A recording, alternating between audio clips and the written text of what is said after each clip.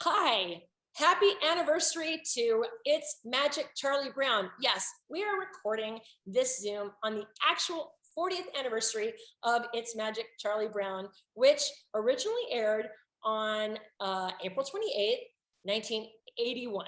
So I'm very excited about being able to do this on the night of. And so happy anniversary. And to help me celebrate tonight, we have a director and animator, Larry Leichliter, who has animated or directed over 30 Peanuts cartoons. He's also an Emmy Award-winning director. He worked on Adventure Time and Over the Garden Wall. I have still not watched that. I'm going to, I promise you, because Emmy Award-winning. So anyway, he's here to talk about his career and his influences. He was born in the LA area, and he grew up watching Betty Boop and Popeye, and actually had Peanuts books as a kid. And then he realized he wanted a career in animation as a teenager, and went, oh, look, yeah, oh, me too, minor in French. Yeah, so thanks, Dad. So he started working for Hanna-Barbera in the late 60s. He animated on Scooby-Doo. It was an assistant animator, which generally means like an in-betweener, a cleanup artist, as well as Josie and the Pussycats, the Harlem Globetrotters cartoon. So he worked for Ralph Bakshi, because right after he started working at Hanna-Barbera, it got a little quiet. So he started working at Ralph Bakshi Studios. A lot of other Hanna-Barbera animators were there at the same time. And then from there, he actually found a long-time home at the Bill Melendez Studios. And he started working there in 1974. And the first cartoon he worked on was Be My Valentine, Charlie Brown, which he worked on in 74, but came out in early 1975. Since then, he worked on in the neighborhood of 40 specials, features, TV shows of Peanuts. He was assistant animator under Bernie Groover and Al Pabian, both of whom are very important in the history of animation. And he worked on, I'm just going to name a few: Race for Your Life, Charlie Brown, Bon Voyage, Charlie Brown, What a Nightmare, Charlie Brown, It's Magic. I mean, many, many, many. And now he is retired from that part of his career, and he designed the limited editions that are released of Peanuts animation cartoons. So one of my favorite things about you is that you were inspired in your animation career by two very esoteric artists. And I would like you to talk a little bit about your experience, you know, how it was that you got to know who they were. Oscar Fischinger, who is a German abstract animator who inspired Toccata and Fugue and Fantasia, and the pioneer of silhouette animation and inventor of the multi-plane camera, although very often unsung, Lottie Renninger. Yeah, Renninger.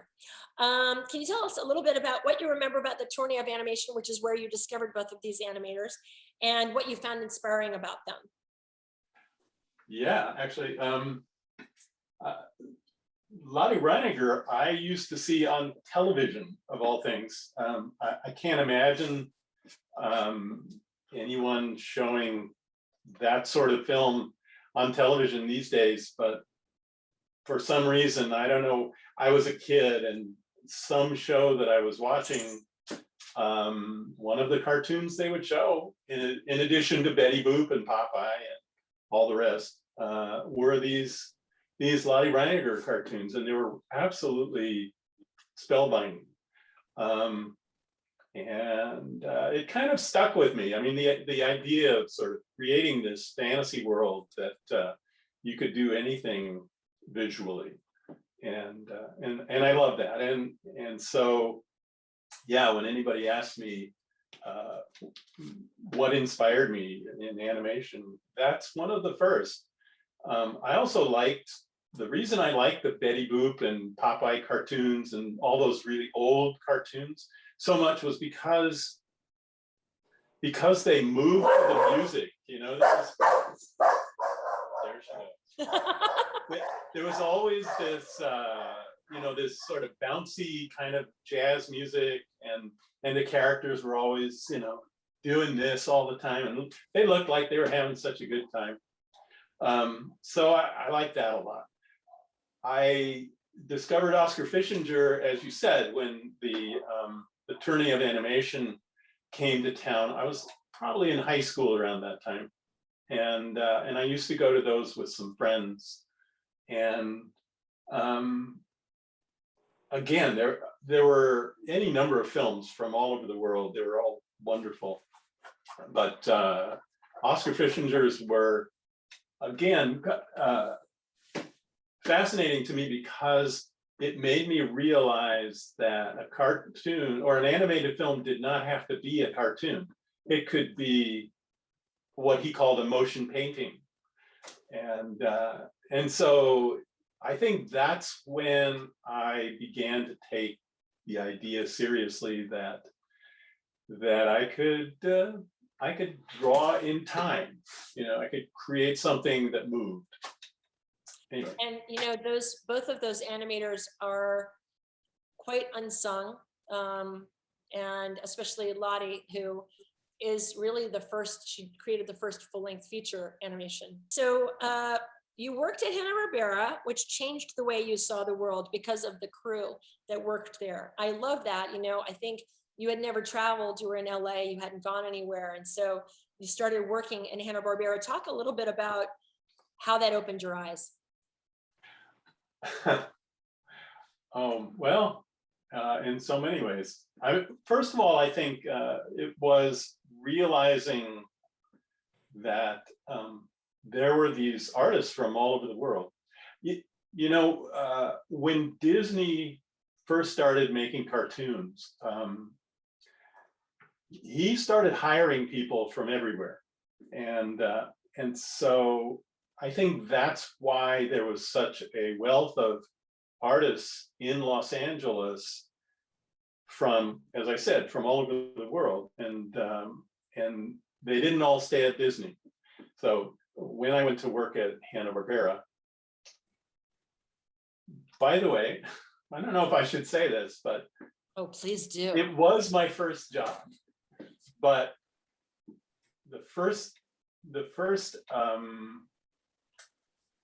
time I tried to get a job in animation was at Ralph Bakshi's, oddly enough. Right.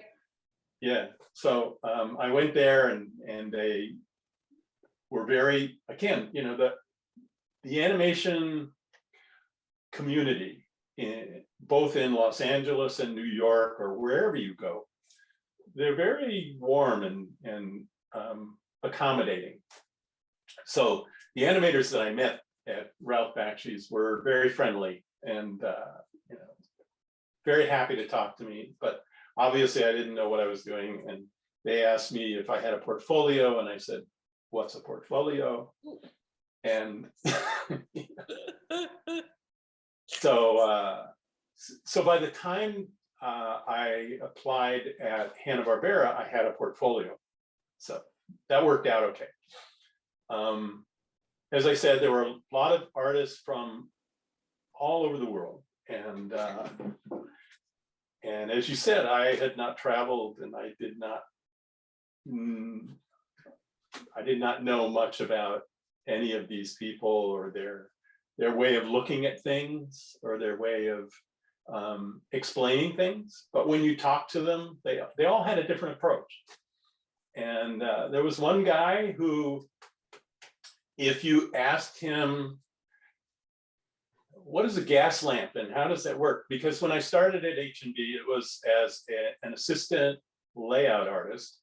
And the layout artist does the background and the initial poses for the characters.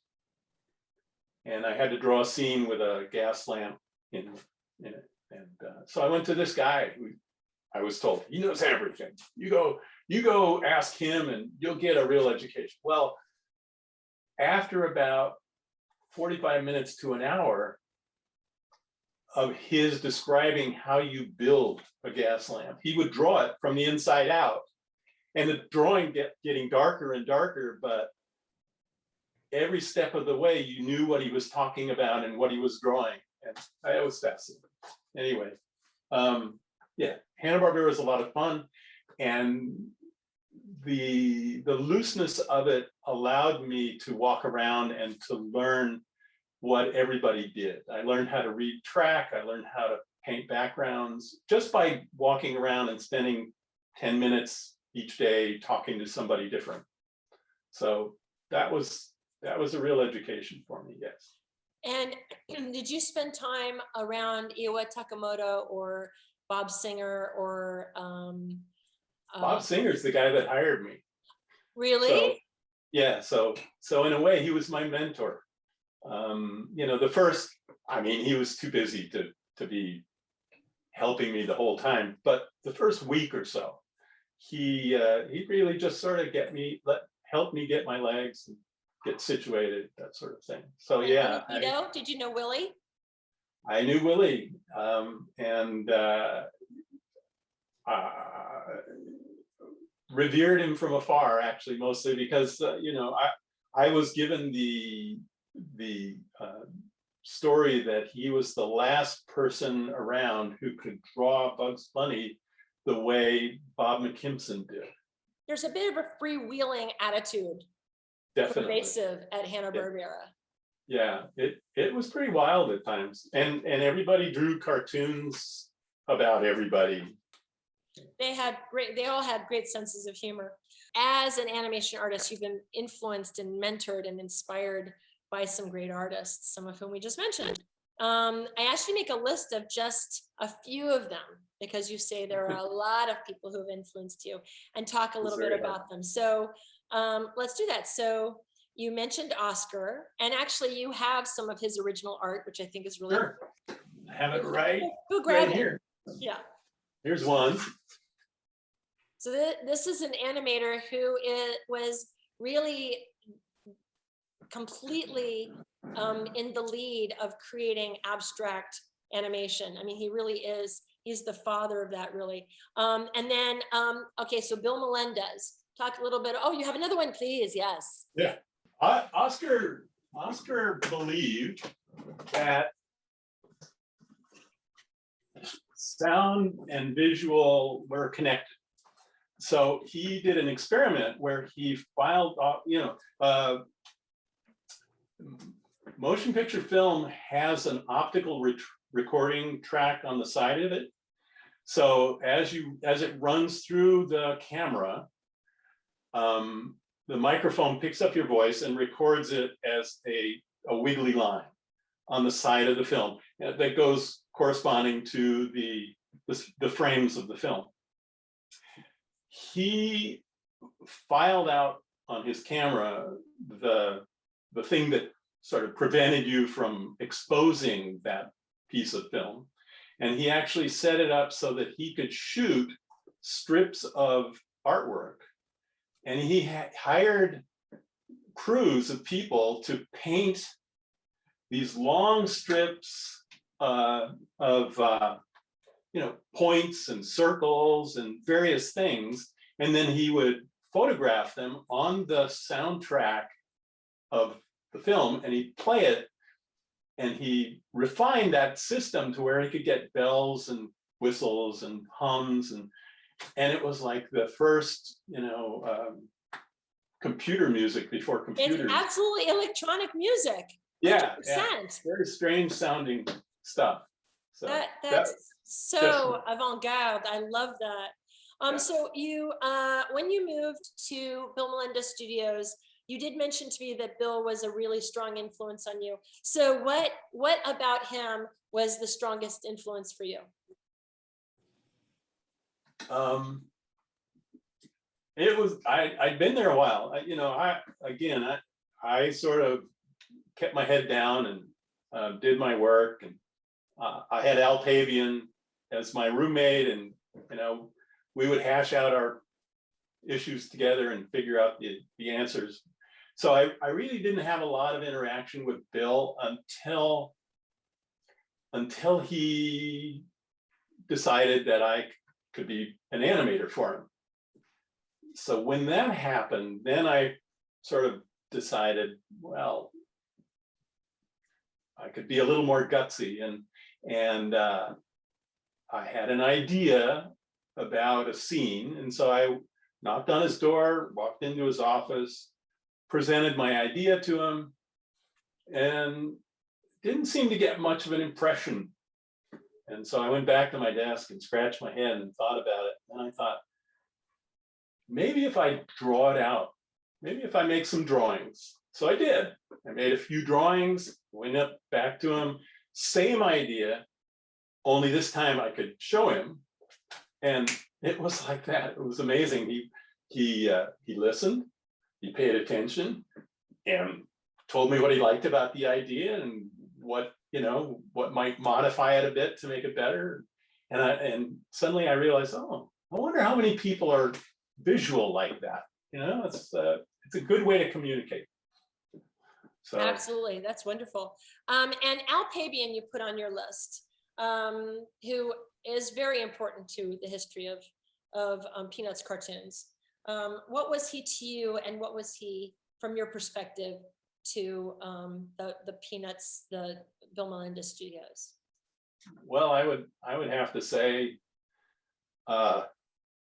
he was probably my best friend when I was there.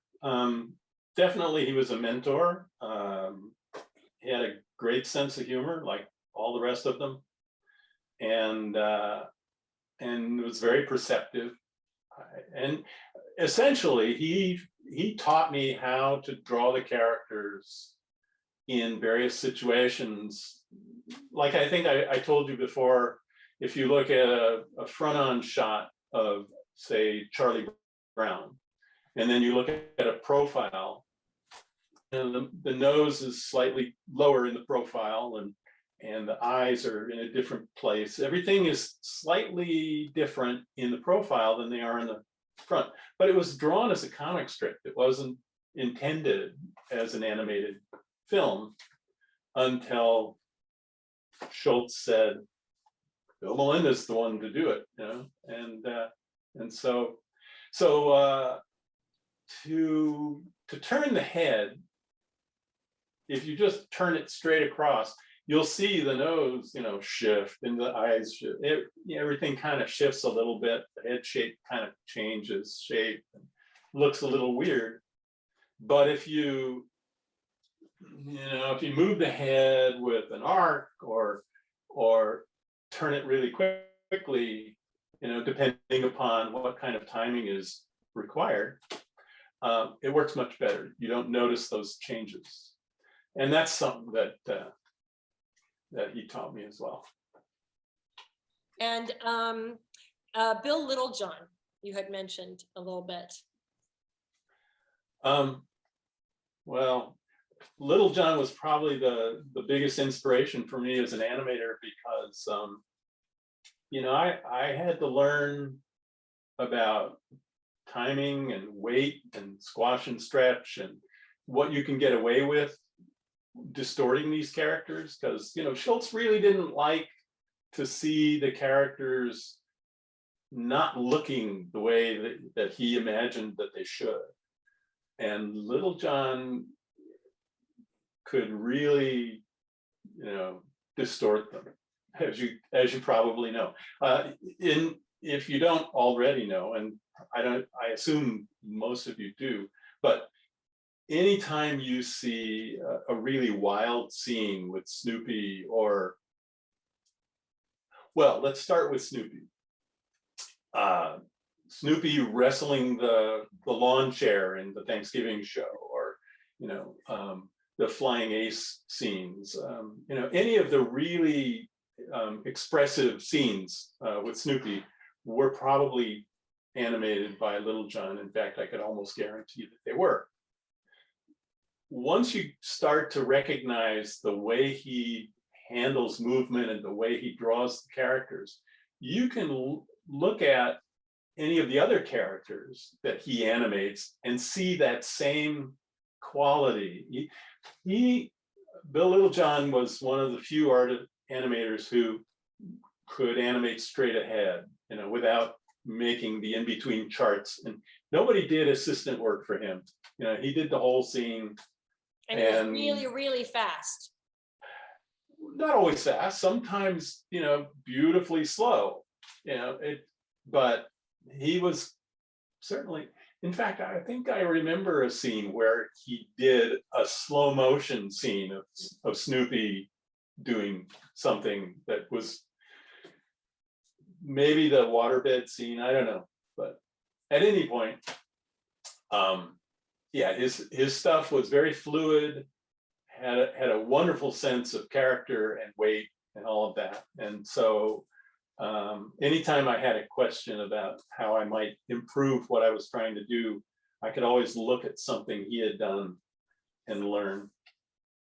And you talked about Don Lusk and Will Eisner having different elements that actually came together in your work, with Don being about putting characters off balance and Will being about storytelling.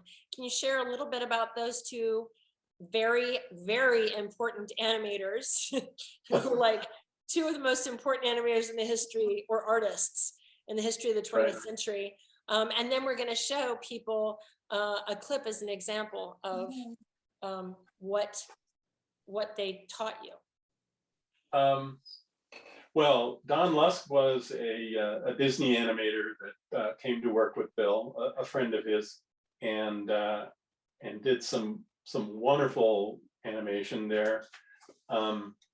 And you know, his office was like right next door to mine, so I could just walk in and talk to him. Again, it's my regret that I didn't do it more often, mostly because I was, afraid to pick my nose up off the desk. But yeah, he was a wonderful guy, and when I went to talk to him about something that I don't even remember what my question was, but he was working on this scene from What a Nightmare, and he was describing how anytime he had a problem that he was trying to work out with a character, he would try to throw the character off balance and see where it took him. He said, I don't like to leave the character comfortable for too long. And I scratched my head and thought about that. And later, because I was still an assistant animator at this time, I got the scene that he had been working on, and I looked at it, and there's this wild action in it, but there's this also just wonderful timing, and yeah, Snoopy is totally off balance, both physically and emotionally, you can see, and so he goes through a change at that point, and it's an interesting scene to see. As far as Will Eisner, when I was in college, a friend turned me on to his comic books, and it really opened my eyes about storytelling, and that it doesn't, comic art and animation, it doesn't have to be cliche or any of that. Eisner could tell you a story without any dialogue at all, just in the way he would shoot it with a camera, or set it up, I should say, the way he would light it, the way he would pose the characters, and the things that they would have to go through during the scene. There was a sequence with people mailing a letter at a mailbox, and a sequence of different people go to mail the letter or whatever, and it was really, it's a delight. We have an example of how these two people, Don and Will, inspired you, and so before we look at this little clip, please tell people why. There are a lot of animators who animated or were into Peanuts cartoons for whom What a Nightmare, Charlie Brown is their favorite cartoon. But tell us why it is for you. It's simply because my wife and I used to host foreign exchange students from Japan, and they were about high school age, spoke English well, but with some difficulty in some cases. And as part of their visit, I would take them to the studio and have them have a tour of the Bill Melendez studio, and then finish it off with a cartoon. And What a Nightmare was the perfect cartoon because it had very little dialogue in it. And it has this great pantomime scene at the end where Snoopy tells Charlie Brown in pantomime what the whole cartoon was about, everything that happened during his nightmare.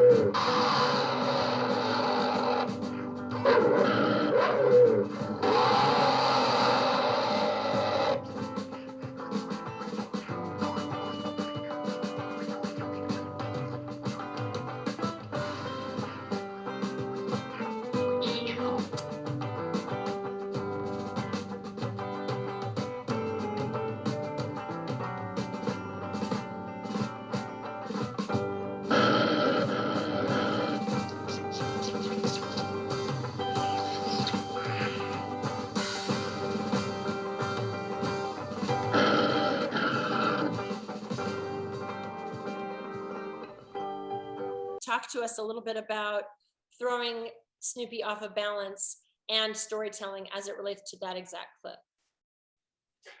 Well, he's been put in the traces with a bunch of sled dogs. His feet don't even touch the ground.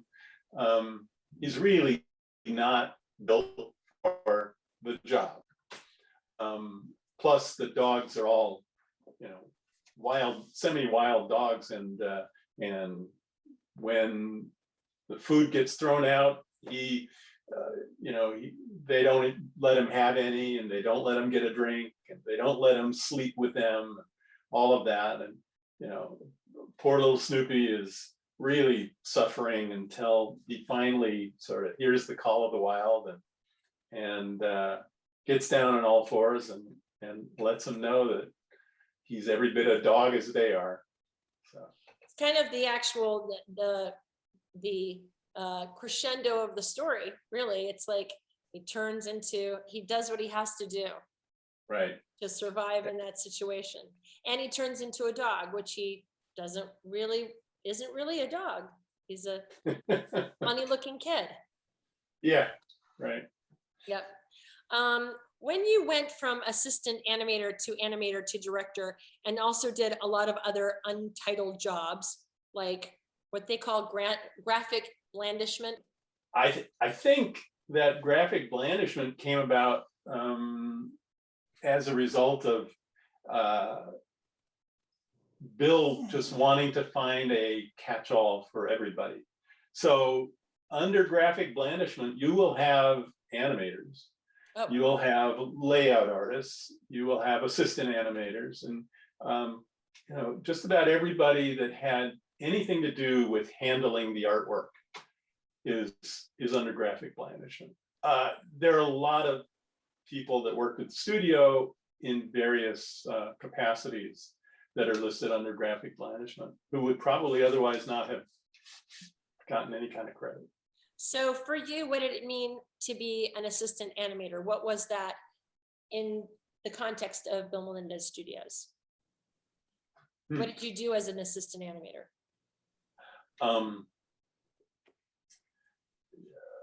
Well, the first thing would be to look at what the animator gave me and try to see through his eyes what it is he was trying to put on screen. and then see how I could improve that or add to it. Essentially, the job was clean up his drawings, put them on model if it needed to be. But he would make a series of rough drawings, and so I cleaned those up. Then he would do a series of charts to indicate the timing that he was looking for. But what the charts don't tell you are the path of action, the arc of the movement, details of that nature. They just tell you, to slow in or slow out of a particular pose. And even with that, you look at the pose and you say, what is it he's really trying to emphasize with the slow in and slow out? It's usually a squash, because he's trying to give weight to something, and so it hits, it squashes, and you want to really sort of emphasize that pose. So yeah, those sort of things are things you want to be thinking about while you're looking at his work before you even start drawing. And then when you moved on to becoming an animator, to some degree, that was just a matter of the length of time that you've been working, but also it's about an actual number of feet that you animate. So how does that work? Was it that from the very beginning of a project, they said, all right, you're going to animate here, and then you would get more feet to animate, and then you would have people under you, or how did that work? Working with Bill, a lot of the times you didn't realize that he was paying attention to what you were doing. And not just him, but I learned later that Bill Littlejohn also was noticing what various artists were doing at the studio. So anyway, at some point, Bill said that he'd like to try me out on a scene in animation, and when I turned that in, and he gave me another, and little by little, he just one day decided, okay, you're no longer an assistant, you're an animator. So at that point, I did say that at most studios, in order to receive screen credit as an animator, you had to have logged on a certain amount of footage. And I think there are probably a lot of animators that were not happy about that, because they felt that they made a contribution. In fact, I can think of one when I was working at Bakshi's, a guy, and he had worked very hard and very long on a very subtle scene. So it cost him because it took him so long. I don't think the scene was even used ultimately, even though it was a beautiful scene. And as I said, I don't even know if he got credit as an animator at the time. So that aside, I don't know if it worked the same way at Bill's studio. I mean, if he said you're an animator, you're an animator, and that's kind of the way it went. So you had to learn a lot about animation, animating the Peanuts gang that is unique to them. And I asked you to describe just a few challenges of drawing and animating them. And so you created a video to show us how you animate Snoopy running. So this is the drawing we're going to start with. It's a nice drawing of Snoopy running. I like seeing him on all fours. It's nice to be reminded that he's a dog once in a while. The first drawing we're going to make is going to show him putting his feet down, and that'll be his front legs reaching as far forward as we can in a nice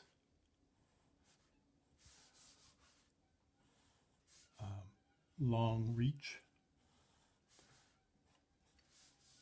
And by doing so, his chest is going to drop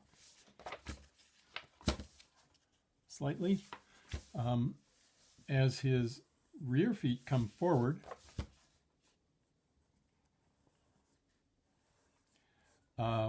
His rear end is going to come forward slightly as well.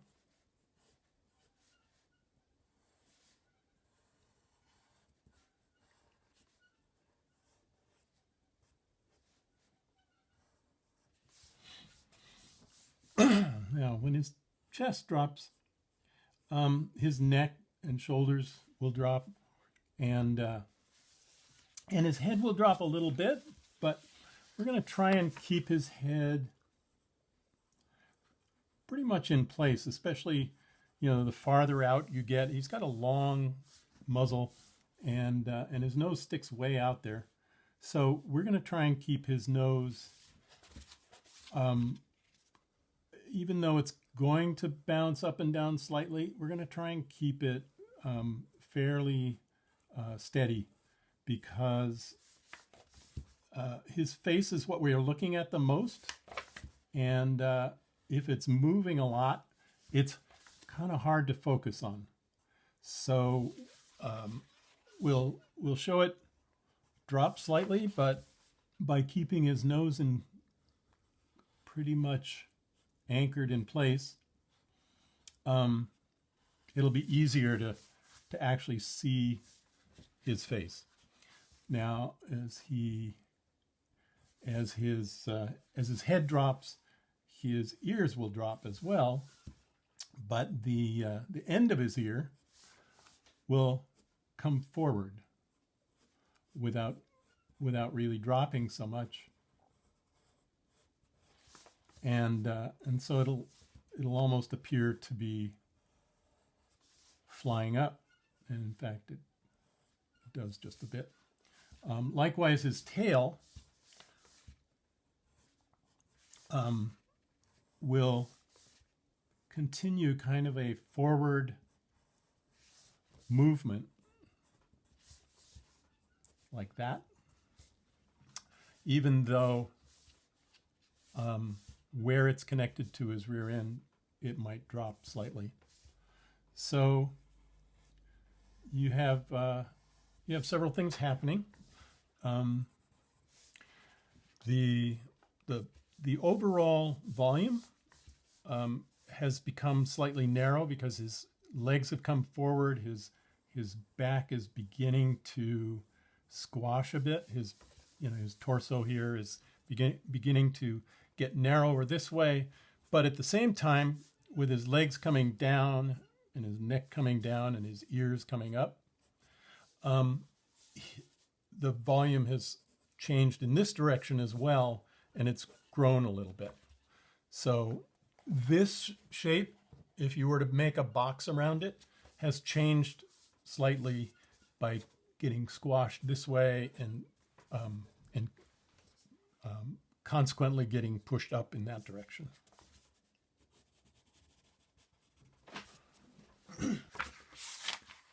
His feet will come back.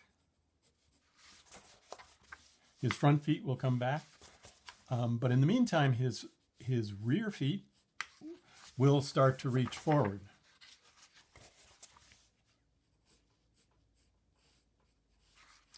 And by doing so, it will bring his rear end forward and down slightly because his feet are coming down.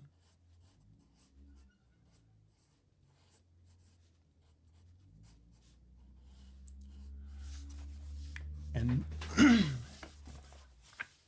now his because his front feet are coming back, they'll push his shoulders up, and consequently his neck and the back of his head will come up.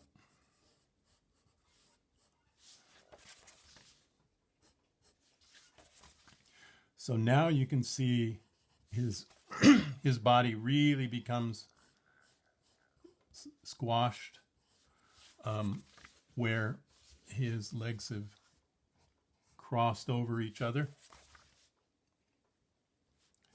And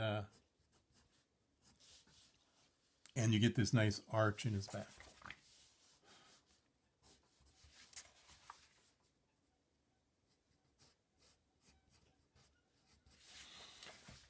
At the same time, we're going to still try to keep his nose in place, and so his head is going to tilt slightly.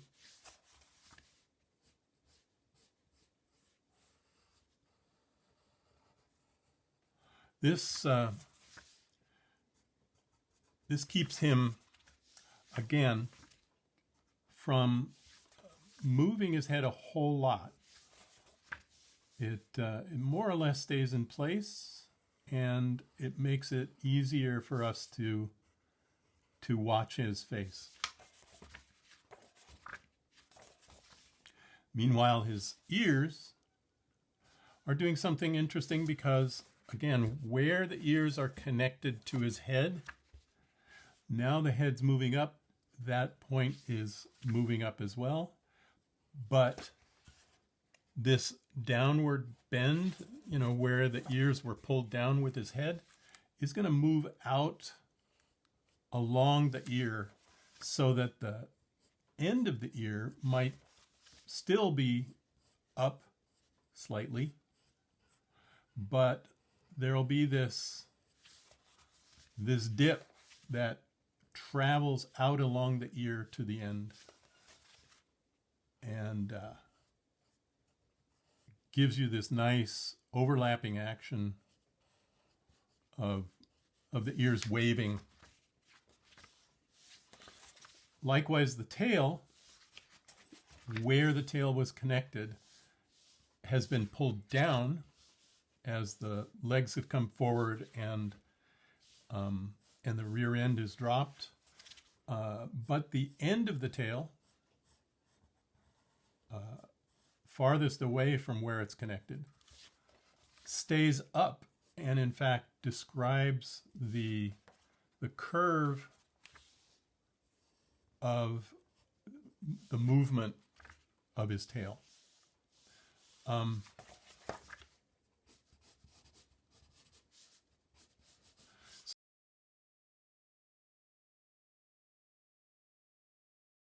The thing I like about that demonstration is that you can make a run cycle with just 3 drawings. And that's one of those ideas that Bill Melendez came up with. All of the characters walked on 3 drawings, and so when Snoopy runs, the challenge was to pick out the 3 poses. I mean, a normal run cycle with a dog would maybe 8, 12, 16 poses, but you had to pick out the 3 that were the most descriptive of the different phases of the run. And necessity is the mother of invention, right? Right. Because he had a limited amount of time to get a lot done. You have done a lot of animating as a director, and as much as you're a humble and reserved person, you also have to have a really strong point of view as a director, and you have to problem solve a lot. And so we have a clip from It's New Year, Charlie Brown, and also you are going to show us the difference between you know, the choices that you made and why you made them. Sure. Actually, this was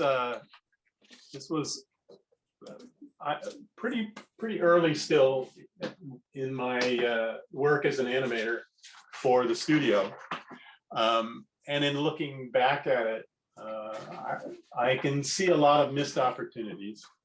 But we started out again. The layout artist is giving us chiefly the scene in which the action takes place, and so this scene starts when Charlie Brown sticks his head in the door and asks if he can come in. So the scene starts centered on the door and on Charlie Brown, but then when Peppermint Patty comes in, we eventually pan over to include her and create a 2-shot. Now, the scene is really about the two of them having different ideas as to what's going on. And Charlie Brown is pretty oblivious. And it seems sometimes Peppermint Patty is too. Essentially, he's coming, he's got this book that he has to do for a book report, and it's a real burden to him. He thought he was going to miss the party altogether. He decides he's going to come, and maybe he can read his book during the party. Who knows why? But Peppermint Patty comes in and says, I know that you came to see me, and you sly dog you, and all of that. And he's, again, totally oblivious to what she's trying to convey. And he just asks, is the little red-haired girl here? And of course, that sets her off. So we'll see a clip that of the scenes that I animated in this section. Going back to what we were saying about throwing a character off balance. One of the things that I tried to do was to make the book look heavy by bending Charlie Brown's posture a little more, and having the book be like counterbalancing his head and just really heavy, so that when Peppermint Patty slaps him on the back, he actually visually loses his balance.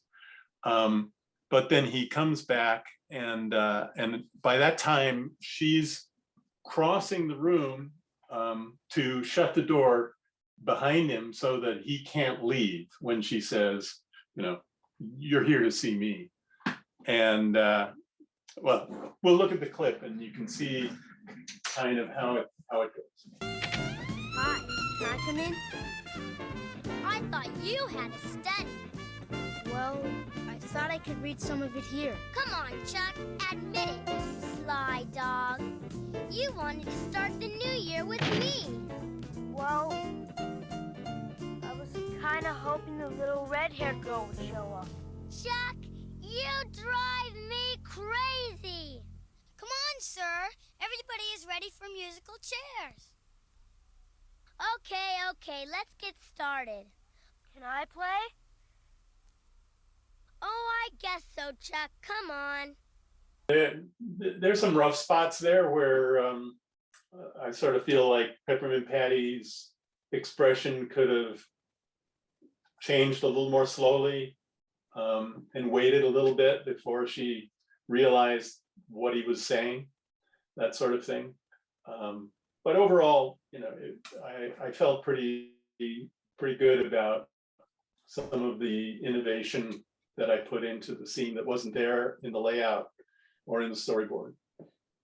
Well, with every piece of art you ever create, you learn something for the next thing you do, right? And Absolutely. That's the problem with looking at art after you're finished, is you see what you could have done, but that doesn't mean it isn't important and valuable to other people. So, because a lot of people love that cartoon. So now you, and thanks for showing us that, that's really cool. So we have this new limited edition that was just announced today that we just released. We have the actual pre-release of it. How cool is that? Look, it's, oh wait, there we go. Can you see? Yes, because it's actually not anywhere except for here. And you designed this, and I'm fascinated by it because if you know this cartoon, this is a really fine, like a razor sharp line of joy and sweetness versus like cynicism and slightly darker stuff. And you do such a wonderful job, and I love the expressions and everything. So you were going to take us through a little bit how you developed this particular, it's called Houndini's Hat Trick, how you developed this particular limited edition. So, well, the first thing when we were thinking about doing a limited edition from the magic show was I wanted to do Snoopy performing a magic trick. It just seemed like that was the really fun part of the show. And so that takes place on a stage. And that means that you've basically got a picture of a floor and a curtain. And this line across at the base of the curtain kind of divides the frame in half. So the first obvious decision is to lower that, because dividing the frame into like 2/3 and 1/3 makes it a little bit more interesting, but also the action that takes place is characters are standing on the floor and set against the curtain. So this will give you room to display that. And so the first thing that we that you notice when you rough out the drawing is that the table and the hat are almost as tall as Snoopy. So, I set him up on his toes, but also in order to show Woodstock clearly means that he needs to be above the brim of the hat. So draw him above the brim of the hat and then figure out how to get Snoopy to reach up there and hold him up there. And that requires stretching his arm a bit. So there's a limit to how much or how far you can stretch Snoopy's arm and still have it look normal. So again, that means kind of stretching this line and balancing between the arm and the body and the leg and all of that. Then once I've got kind of a rough idea of how I want to pose the characters, then I want to work out some of the details, like moving the wand so that it's not creating a tangent with the hat, moving Snoopy away slightly from the table so that he stands clear to himself. And basically what you get is a really nice triangle here that keeps your eye on Snoopy and Woodstock. And so, I'm pretty happy with how that worked out. This kind of art proves, once again, although everybody out there probably knows already, that creating animation still requires the same kind of composition skill, still requires the same kind of drive from your eye from one place to the other in a piece of art, to draw interest from one place to the other. We would like to thank you, Larry, for taking your time today to celebrate the It's Magic Charlie Brown and to talk about the new limited edition that came out, but also to talk about your career in animation and at Bill Melendez Studios. You can find some articles on Larry on our website, artinsights.com, through our blog. And I just like to thank everyone, but especially thank you, Larry, for being here. And those of you who watched this and enjoyed it, you will find a how to draw Snoopy doing the happy dance on our YouTube channel at the same time as we post this. So maybe you can practice some of your drawing as well. And thank you all for being part of this, and happy anniversary. It's magic. Thank you so much for listening and for watching. Thank you.